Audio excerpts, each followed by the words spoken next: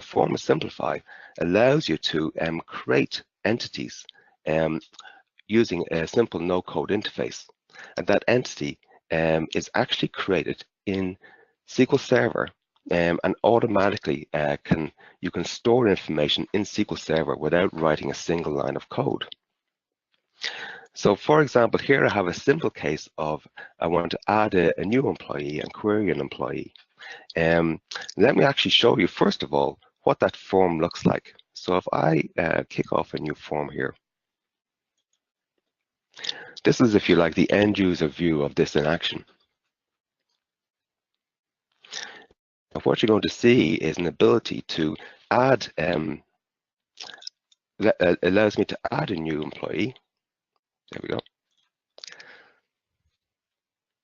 And this employee detail is actually saved in the form, but it's also saved out in the back end in SQL Server, transparently, automatically. So I'm going to add in a person called Neil Young, who you might be familiar with.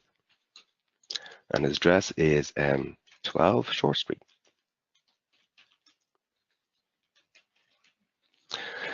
Now, when I submit this, what happens is Neil's details are recorded in the form, but they're also written out to that back end.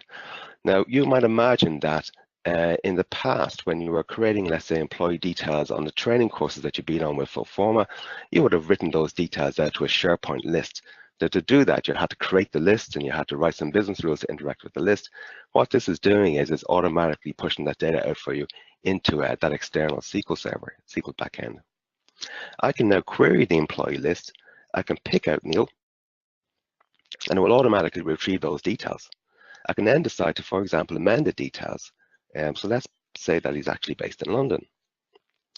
And if I click on amend, what it will do is it'll update that information back on the SQL server. So next time I query it, it will retrieve that London detail. Let me query Paul, for example. It pulls in a different address, obviously. I'm at 1 Shore Street, however, I'm in Dublin. If I pull back Neil, he's at 12 Shore Street, but he's actually in London. So all this information is being held in that backend in SQL Server and being pulled back. Now that's what it looks like for an end user. I suppose the clever part really here is what it's doing in that backend and how easy it is to actually configure all this. So let's go back out of here and have a look at the flow definition. So flow definition, as you know, is the way that we build our workflows. I'm sure you're all very familiar with that. And in our flow designer, what we have is some business rules that interact with the back end. So here I have a step to add employee.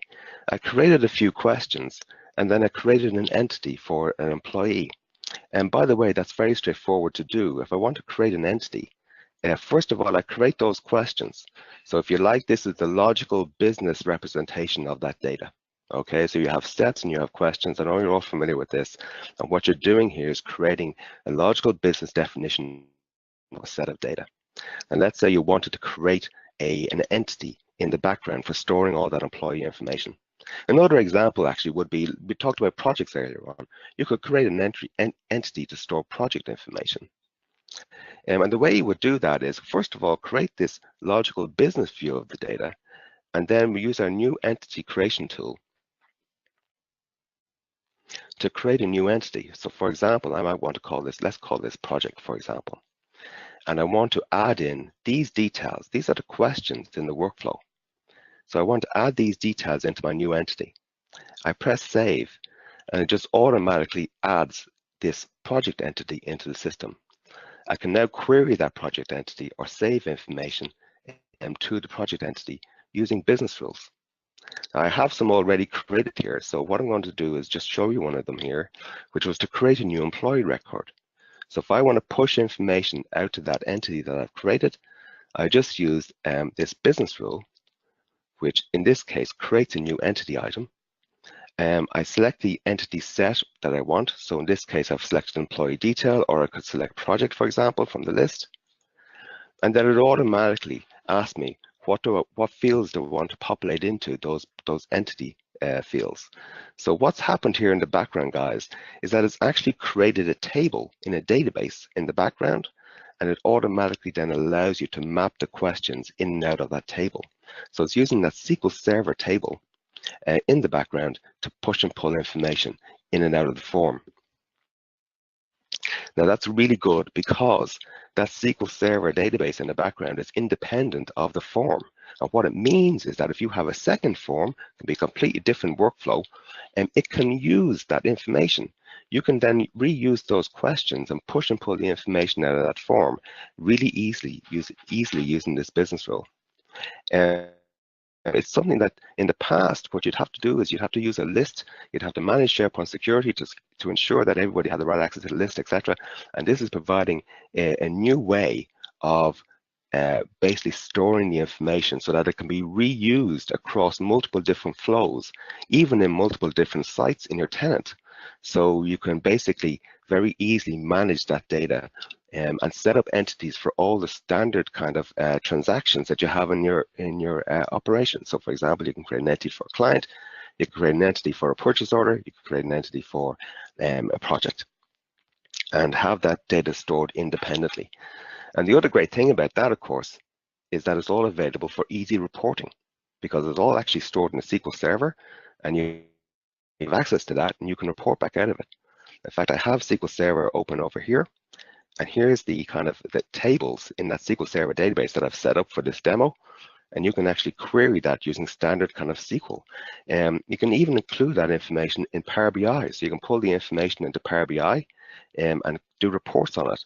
And it's a really easy way of doing things. It's much easier than, for example, reporting out of SharePoint, or even using our old data feed. Our old data feed is fantastic. It's very rich. But you know, if you're dealing with large volumes of data, or you want to sift out specific pieces of information, it can be a little bit difficult to configure that. With a simplified product and the fact that you can create these entities really quickly in SQL Server, you can report on them really easily as well.